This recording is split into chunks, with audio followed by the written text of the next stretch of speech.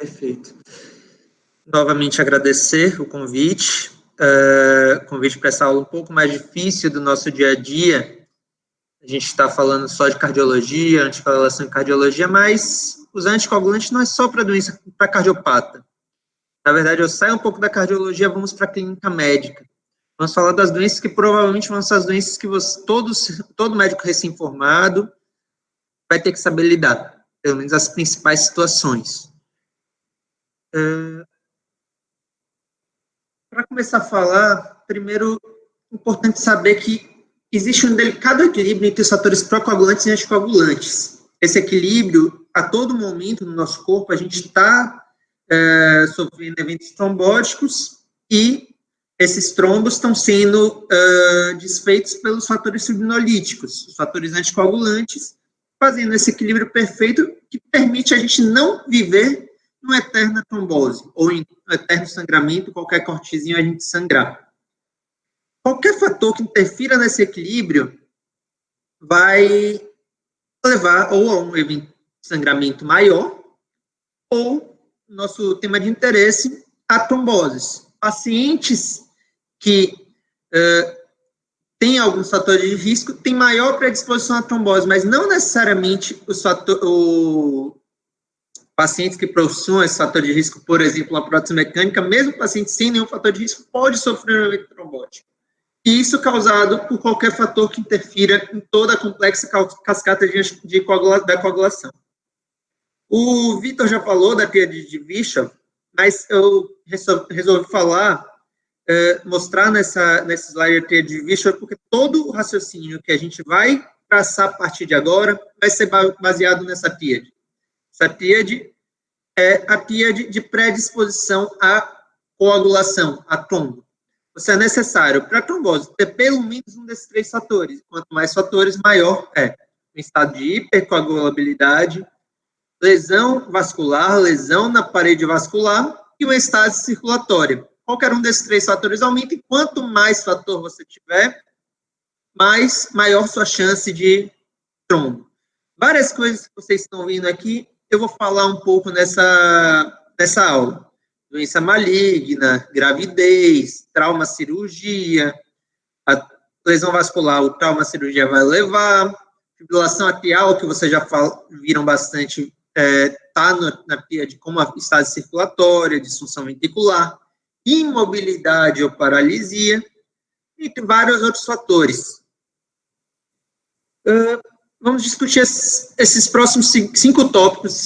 Tem muita coisa para se falar nesse tema de anticoagulação e doença não cardíaca, então resolvi escolher 5 tópicos que, ao meu ver, são mais importantes. Anticoagulação em fenômenos tromboembólicos, que para mim é a mensagem final de toda essa aula. Anticoagulação na cirurgia ortopédica, doença neoplásica, no paciente internado com doença cirúrgica ou não cirúrgica, e um brinde no final de novidade, anticoagulação do paciente COVID-19, que vocês ouvem bastante falar disso. Começando com anticoagulação no tromboembolismo venoso, vamos falar agora como TEV. O tromboembolismo venoso é uma entidade formada pela trombose venosa profunda e o tromboembolismo pulmonar. Na verdade, ambos são contínuos. É uma embolia venosa de veias profundas.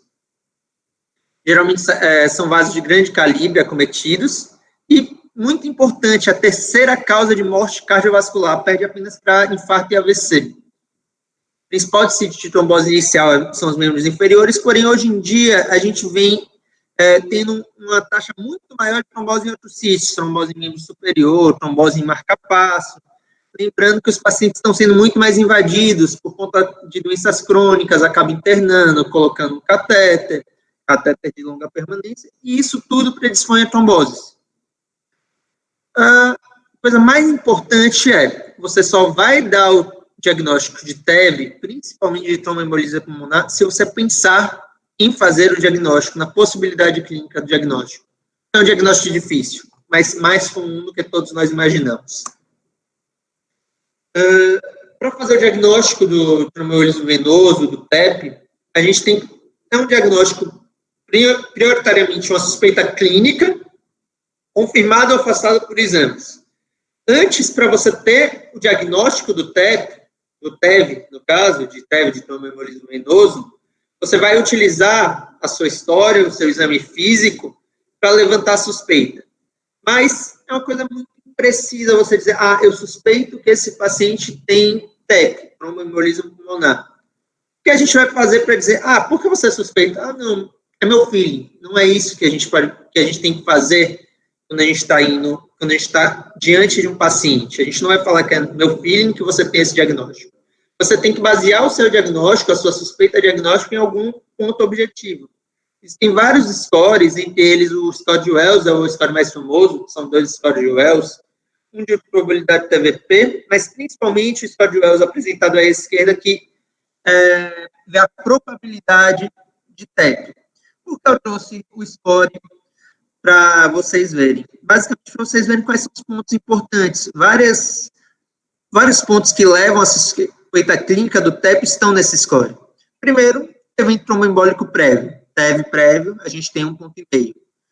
Paciente taquicárdico. Taquicardia em um paciente com dispneia, dor torácica, a gente tem que pensar que a taquicardia é algo bastante presente no TEP. Não é algo altamente específico, mas é algo bastante sensível. A cirurgia recente, ou imobilização, a internação recente, que eu vou falar mais para frente. Sinais clínicos de trombose venosa profunda, que é empastamento de panturrilha, edema de panturrilha, dor na panturrilha isolada. Já temos uma pontuação maior para esses pacientes. Um diagnóstico alternativo menos provável que TEP, um paciente com a dor torácica. Será que é TEP? Será que é infarto? Não, mas é pouco provável que seja infarto. Ele tem um exame recente que não afasta a lesão coronariana. Não tem outro diagnóstico provável. Vamos pensar que é TEP. Se você tem hemoptise e se você tem doença maligna associada. Vendo que o paciente baixa a probabilidade 0 a 1 ponto e o paciente intermediário é 2 a 6, alta probabilidade acima de 7. O que a gente vai fazer com essas probabilidades? A partir daí, a gente vai partir para os nossos exames diagnósticos. Qual exame a gente vai? O paciente de baixa probabilidade, a gente não precisa ser tão invasivo para diagnóstico, a gente não precisa fazer um exame com contraste, por exemplo. A gente tem em mãos um exame que vocês têm ouvido falar muito agora na época do Covid, mas que existia bem antes com outra utilidade maior, que é o dedímero. O que é o dedímero? É um produto da degeneração da fibrina. Ou seja, se você está com fibrina degenerando, se você tem o tímero de fibrina degenerando, ele vai liberar no sangue o dedímero. Então, o que quer dizer? Se você está tendo um trombo, você tem muita fibrina, essa fibrina vai estar degenerando, para formar esse trombo, você vai ter dedímero alterado. Se você tem um dedímero totalmente normal, a probabilidade de você ter um fenômeno embólico, um fenômeno trombótico no paciente é muito baixa. A gente pode dizer que se a gente tem um dedímero menor, negativo, abaixo de 500, nosso valor preditivo negativo beira ao 100%. Podemos dizer, esse paciente não tem TEP. E se esse dedímero vier positivo? A gente tem baixíssima especificidade. A gente não tem um diagnóstico de TEP. A gente vai ter que partir para próximos exames. Isso lembrando o paciente baixa probabilidade, porque se o paciente tiver alta probabilidade, se o dedímero vier negativo, você vai pensar ou esse dedímero está errado, ou tem alguma coisa errada nesse paciente. Partindo do dedímero, a gente vai para os exames de imagem. O primeiro, menos invasivo que a gente faz é o Doppler de membros inferiores. Lembrando aqui a informação que eu falei antes, o sítio mais frequente de trombose venosa profunda é o membro inferior. Então, se você faz um Doppler, um ultrassom Doppler de membros inferiores, encontra um trombo no membro inferior, você tem um trombo. A chance desse trombo ter soltado em um paciente com suspeita de TEP é alta. Então, você tem alta suspeita de TEP, ou um dedímero positivo, uma dor torácica, uma dispneia, uma tosse, taquicardia. Um Doppler de membro inferior positivo, você vai, basicamente, para não ter que contrastar o paciente, levar o paciente a alguns riscos de disfunção renal, reação ao contraste, você vai presumir que o paciente sim tem TEP. E a partir daí você vai levar a conduta que é a anticoagulação, que eu vou falar mais para frente. Se esse Doppler vem negativo, o que é que a gente vai fazer? Aí a gente vai para o próximo passo, que é a angiotomografia de tórax, a famosa angiotomografia protocolo TEP. que a gente vai ver as artérias pulmonares contrastadas para ver se a gente tem alguma falha de enchimento. Um outro exame possível para a gente diagnosticar um TEP, em pacientes que têm contraindicação, angiotomografia, ou pacientes que têm TEPs menores, é uma cintilografia pulmonar, ventilação, perfusão. Você basicamente vai colocar um radiofármaco no paciente, vai ver a captação, vai botar o radiofármaco EV nele, venoso nele, e depois vai captar. Depois faz a mesma coisa com o radiofármaco inspirado, aspirado do paciente, que vai ver a captação na via aérea. Então, você vai comparar a ventilação e a perfusão desses pacientes. Se você tiver um mismatch ventilação-perfusão, você tem uma falha de enchimento, levando ao diagnóstico de TEP. A gente fazendo diagnóstico de TEV, então, embolismo venoso, principalmente TEP, mas o TVP também, o que é que a gente vai fazer a partir daí? Vamos iniciar o tratamento o quanto antes. Qual o tratamento? Anticoagulação. Anticoagulação, dose plena. Anticoagulação, vocês vão entender o porquê eu estou falando dose plena. Existe a dose plena profilática. Mas, como a gente vai fazer? Todo paciente a gente interna? Em teoria, a gente, na verdade, não tem que internar todo o paciente com TEV. A gente precisa fazer uma anticoagulação plena de início de ação rápido. Então, a gente já faz uma anticoagulação que tem um pico de ação precoce, mas vai avaliar se esse paciente precisa ficar internado para observar por um tempo, ou se a gente consegue liberar esse paciente para fazer um segmento ambulatorial. Nele, a gente tem um score bastante importante, bastante interessante, que é o PESE. Esse score PESE, a gente pega vários parâmetros, o estudo que viu ele, que fez ele, que criou esse score, viu que o paciente que tem abaixo de 65 pontos tem menos de 1% de chance de mortalidade em 30 dias com esse evento, com esse TEP. Se você tem nessa classe 2, 65 a 85, também, você tem menos de 1,5%, é cerca de 1,1% de mortalidade. Então, esse paciente você consegue manejar ambulatorialmente, usando algum anticoagulante de ação rápida que mantenha um nível adequado durante todo o período e seja confiável, você consegue fazer o segmento ambulatorial, porque o risco desse paciente é baixo. Se você tem um PESE maior, aí você pensa, você tem que internar esse paciente. Qual é o objetivo dessa anticoagulação? A gente vai desfazer o trombo com anticoagulação. Não. Nosso objetivo com a anticoagulação é evitar que surjam novos eventos trombóticos associados a esse, ou que o evento que se encontra nesse momento agrave. Porque o que a gente vai fazer com esse trombo? Deixar que o corpo cuide dele. O corpo tem mecanismos trombolíticos que vão ajudar a reabsorver esse trombo com o tempo. Por que a gente não pega e faz uma trombólise nesse paciente e não tira esse trombo? Tem vários estudos mostrando, é um raciocínio bastante importante.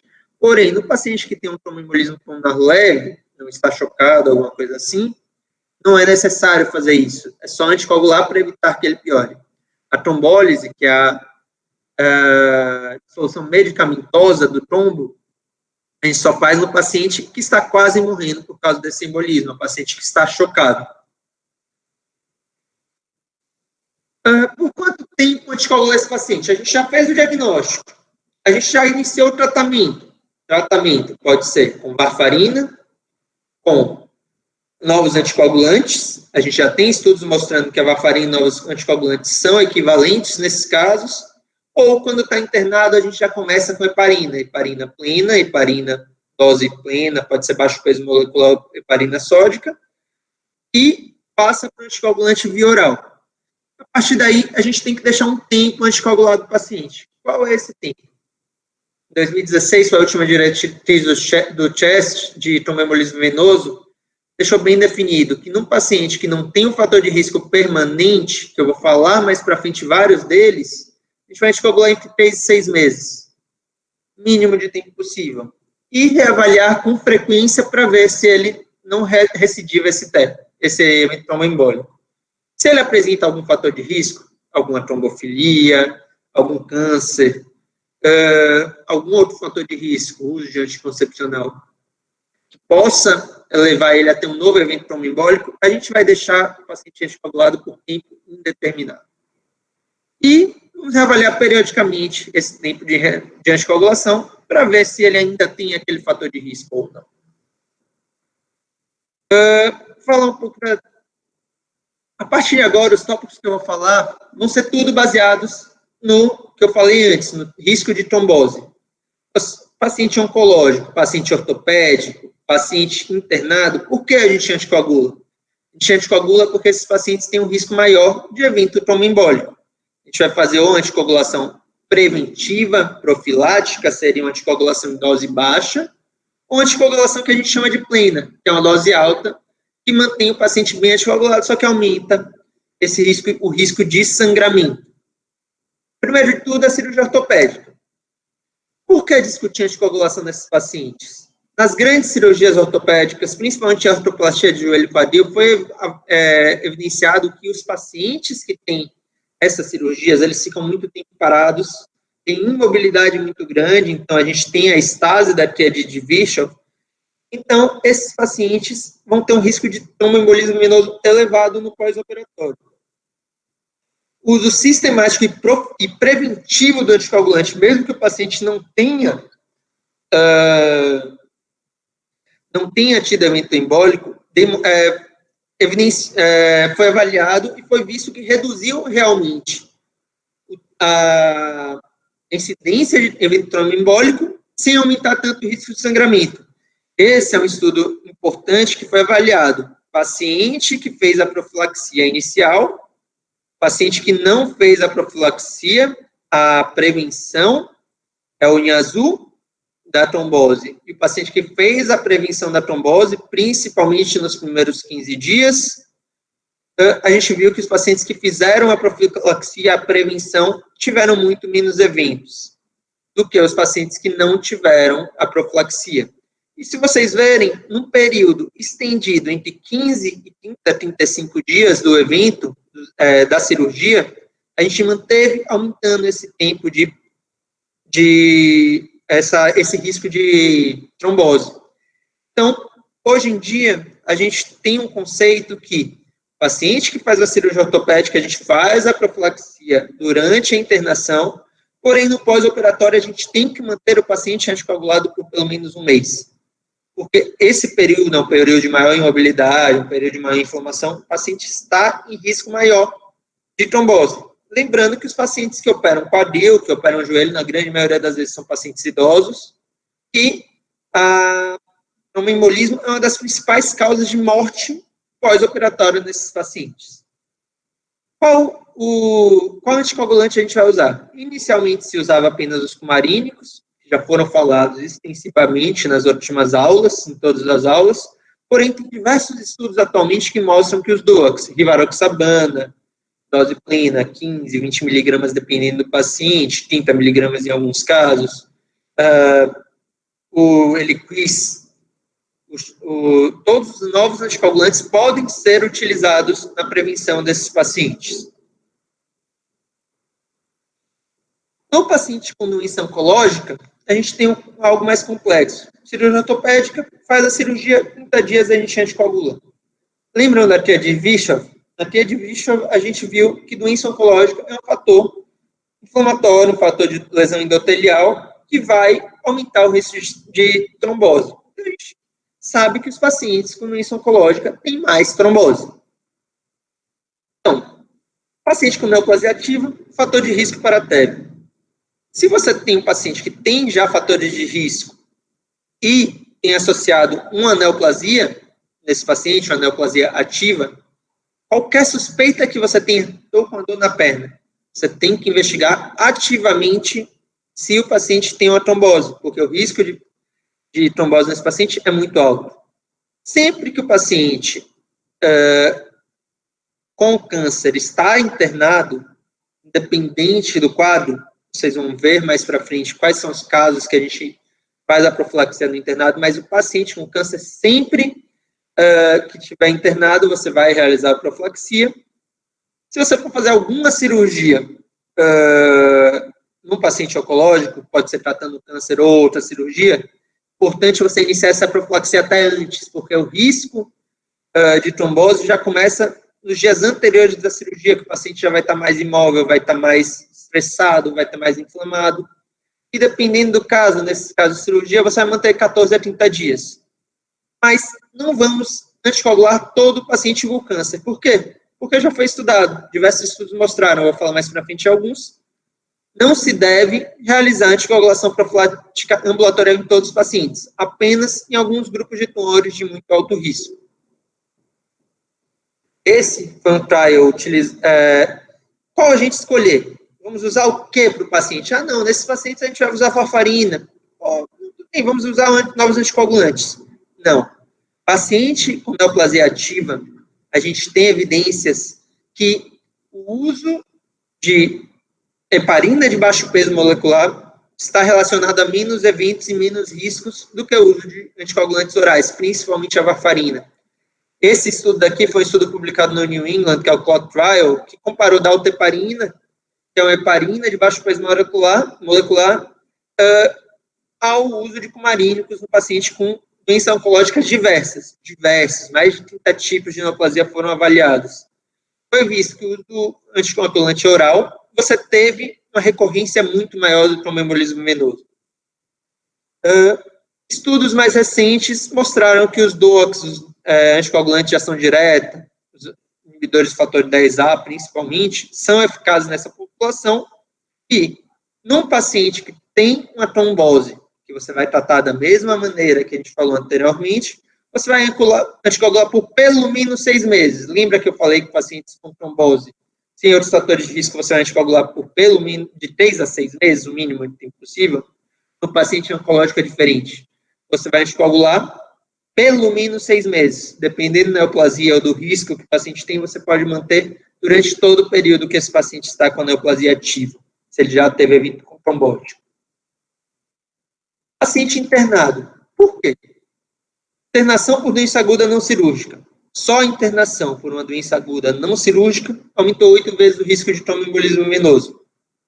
Um estudo chamado ENDORSE foi um estudo que avaliou o risco de tromboembolismo nos pacientes que foram internados por doença aguda não cirúrgica, mais da metade tinha um risco aumentado de TEP, quando você ia avaliar fatores de risco, como idade, mobilidade bastante reduzida, infarto AVC, infecção ativa, doença renal crônica, esses fatores aqui de baixo, mais da metade tinha um fator de risco. E apenas 40% desses que tinham essa indicação, que tinham esses fatores de risco, recebiam profilaxia.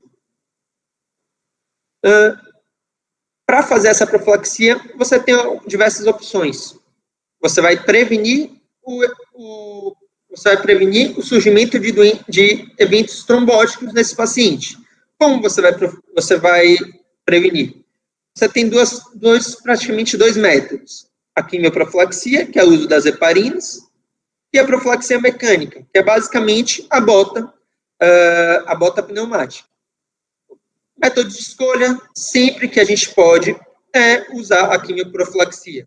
A gente pode usar a heparina de baixo peso molecular, por exemplo, o Plexane, que é a inoxaparina, 40 mg uma vez ao dia, nos pacientes com fatores de risco, se tem pelo menos um fator de risco, ou no paciente que tem uma disfunção renal maior, que você teria contraindicação da heparina de baixo peso, um risco de sangramento maior, você poderia usar a heparina não fracionada. Nos pacientes com baixo risco, que você não queira usar anticoagulante, ou que você tem um sangramento ativo, que você não pode usar esse anticoagulante, você vai fazer a profilaxia mecânica. Quando puder, estimular o paciente a andar, ou estimular a deambulação. E, nesses pacientes, sempre botas pneumáticas. Não botei. Eu tinha botado um esquema, acho que saiu da apresentação, basicamente com... deixa eu ver se está mais para frente. Não está. Basicamente, se o paciente tem pelo menos um fator de risco... Alô? Opa. Se o paciente tem pelo menos um fator de risco para estar internado, tem pelo menos um fator de risco para trombose, esses fatores de risco que a gente falou, idade maior que 40, pelo menos, principalmente maior que 55 anos, mobilidade reduzida, infarto recente AVC prévio, doença renal crônica, esses fatores que eu não vou ficar lendo, principalmente internação em UTI, o paciente vai ficar imóvel por muito tempo, esses pacientes você tem que fazer a profilaxia. a grande maioria dos pacientes que você vai internar. Não um paciente que tem 20 anos, que internou para fazer a retirada de um ponto, de um sinal. Esse paciente você não precisa. Mas qualquer paciente que interna, por exemplo, com infecção, com uma infecção sistêmica, com a sepse, por exemplo, você vai ter que anticoagular. Para finalizar a aula, falar um pouco de anticoagulação no COVID-19. Um tema bastante controverso, uma coisa que a gente tem ouvido falar bastante. Por que a gente vai anticoagular o paciente com COVID? Doença nova, doença que a gente está conhecendo muito agora. COVID é um vírus que causa muita lesão endotelial. Foi identificado que você tem lesão endotelial direta por vírus, você vê inclusões virais no endotélio do paciente acometido pelo COVID-19. Você tem uma atividade inflamatória mediada por citocinas que faz lesão endotelial. O paciente que interna vai fazer, principalmente o paciente grave que interna, vai fazer uso de dispositivos invasivos. Isso é uma das coisas da teia de Bishop. A lesão endotelial, a fragilidade capilar. Isso vai levar a um maior risco de anticoagulação, a um maior risco de trombose. Além disso, o paciente em isolamento, o paciente internado, vai estar imóvel. Então, você vai ter a estase da teia de Bishop. E, além disso, os pacientes com COVID e diversas outras infecções, a gente vai ter um estado de hipercoagulabilidade. Aumento do fibrinogênio, que funciona como proteína inflamatória, aumento do fator 7, entre outros fatores, e você tem uma hiperviscosidade nesses pacientes. Então, se você ver, o paciente COVID cumpre os 3 requisitos da teia de Bishop. Então, é um paciente que tem um risco muito grande de coagular, de fazer fenômeno tromboembólico. E foi visto em muitos pacientes com COVID, foi visto que eles morriam, muitas vezes, não de infecção pulmonar, tinham insuficiência respiratória, e nas autópsias, nas necrópsias, se via eventos embólicos pulmonares maciços, ou microeventos, ou eventos maciços. Como a gente avalia o paciente com COVID em relação ao risco de trombose? Esses pacientes vão ter pouca alteração no TP e TTPA, os exames que a gente avalia a via comum e a via alternativa da coagulação, porém, a gente vai ter uma alteração no fibrinogênio, aumento do fibrinogênio, muitas vezes aumento da plaqueta e principalmente o dedímero. O dedímero é extremamente elevado nesses pacientes, dedímeros maiores que 2.500, 3.000, sendo que 500 é o valor de referência que a gente falou naqueles slides iniciais sobre trombose. Além disso, você vai ter um aumento de fator de von Willebrand, que vai aumentar a adesividade plaquetária e aumentar o risco de trombose. Nesses pacientes com COVID moderado a grave, você vai ter um risco, você tem uma porcentagem muito alta de pacientes que vão ter trombose. E esse estado de hipercoagulabilidade também está relacionado aos pacientes que morrem mais. Pacientes com maior mortalidade no COVID têm um estado de hipercoagulabilidade evidenciado. Além disso, nas autópsias você vê tecos em vasos maiores, microtrombos em capilares pulmonares, nos pacientes que morreram do COVID. Quando você avaliou os pacientes internados, alguns estudos que avaliaram pacientes em UTI com COVID, foi visto que 20% a 40% desses pacientes, mesmo com profilaxia, prevenção, aquelas doses baixas de heparina que a gente faz geralmente no paciente com infecção, mesmo assim, 20% a 40% desses pacientes eram acometidos por trombose, então, embolia pulmonar ou trombose venosa profunda. Além do que, a gente tem visto vários relatos de eventos arteriais, de tromboses arteriais e trombose em sistema nervoso central. Quando a gente vai usar o anticoagulante nesses pacientes? Lembrar que ainda temos muito pouca informação desse paciente, apesar de vários estudos virem saindo, é uma doença muito nova, a gente está descobrindo coisas a cada dia. Mas a primeira coisa que a gente sabe, paciente com evento trombótico confirmado, a gente vai iniciar a anticoagulação plena. Pode ser com heparina, pode ser com novos anticoagulantes, pode ser com varfarina. Isso independe, mesma coisa de qualquer evento trombótico. Em todos os pacientes internados, você vai usar profilaxia, aquela dose baixa de anticoagulante de 40 miligramas. Mas vai usar essa dose mesmo? Aquele estudo que a gente mostrou, paciente, a despeito de dose profilática, 20% a 40% era cometido por TEV. Então, talvez a dose profilática, a dose de 40 miligramas de enoxaparina, seja uma dose baixa. Não tem estudos ainda que comparem diferentes doses de anticoagulantes nesses pacientes, porém, tem vários especialistas, indicação de especialistas, que advoga, talvez, a gente possa fazer uma dose intermediária, que seria talvez 60 miligramas uma vez ao dia, ou 40 miligramas 2 vezes, que não chega a 1 miligrama aquele dia, como os pacientes que a gente anticoagula pleno.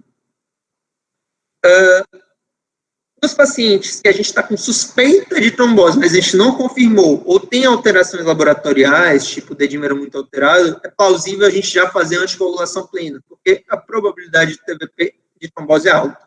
Ou nos pacientes com piora clínica inexplicável, a gente vai usar também, vai anticoagular esse paciente. Em outros casos, paciente com quadro leve de COVID, a gente não tem evidência, a gente não tem racional que justifique o tratamento para esses pacientes com a dose com um anticoagulante.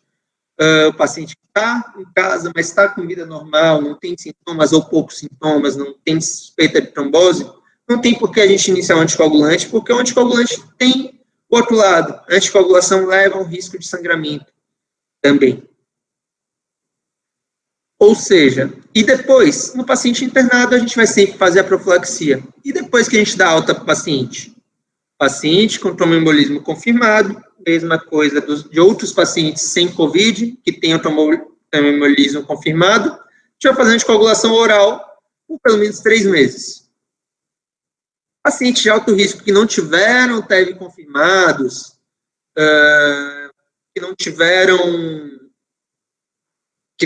que tem só alterações laboratoriais sugestivas, um dedímero muito elevado, um fibrinogênio muito elevado, tem algum fator de risco a mais, é plausível também a gente fazer uma profilaxia, uma prevenção pós-alta. Tem até uma diretriz da Sociedade Brasileira de Cardiologia que foi de uso de anticoagulantes nos pacientes com COVID. Ele fala que talvez fazer o uso de uma rivaroxabana 10 miligramas uma vez ao dia, dose baixa, que é a dose preventiva, uma pixabana 2,5 2 vezes ao dia, pode ser plausível. Os pacientes não internados, vamos avaliar o risco individual de cada um. Essa aqui é a recomendação que eu falei, o posicionamento sobre o uso de antiplaquetários e anticoagulantes nos pacientes infectados pelo COVID. Então, com base eles deram deram uma sugestão muito boa de guideline. Anticoagulante, em qual paciente? Pacientes graves, a anticoagulação com heparina de baixo peso molecular ou não fracionada deve ser considerada, mostrar a figura 1 mais para frente. Pacientes que já usam anticoagulante, você vai manter anticoagulante. Uso de medicações antivirais, que hoje em dia não tem se usado, mas chegaram a usar, mas esses antivirais têm interação com anticoagulante oral, então se você quiser dar anticoagulante oral em pacientes sem uso dessas medicações, é melhor manter ou reduzir doses, ou manter varfarina, anticoagulante parenteral, que é a heparina de baixo peso. Estender a profilaxia medicamentosa em pacientes com risco, dedímero elevado, câncer, evento tromboembólico, mobilidade reduzida. E, em pacientes internados, sempre pensar na dose profilática da heparina. Então, o fluxograma que eles sugerem paciente com COVID-19, com presença de critérios de gravidade, pelo menos um desses daqui, uma frequência respiratória maior, uma saturação mais baixa, abaixo de 93, uma relação PO2 a FiO2 menor que 300, ou acometimento maior que 50%, você vai pensar em anticoagular esse paciente, pode usar esse score que eles avaliam, que é o score SIC, baseia no score SOFA, no RNI e na contagem de plaquetas, ou o dedímero muito elevado, maior que 3.000, que é 6 vezes o valor de referência, e então você vai avaliar todos esses pontos e avaliar o risco hemorrágico. Se, na sua visão, na sua avaliação, o risco hemorrágico é menor do que o risco trombótico, você vai avaliar a anticoagulação plena. Ou pode avaliar também a anticoagulação profilática nesses pacientes. Bastante assunto para falar, bastante coisa. Agradeço muito o convite, espero que tenha sido uma boa aula. Espero que tenham gostado.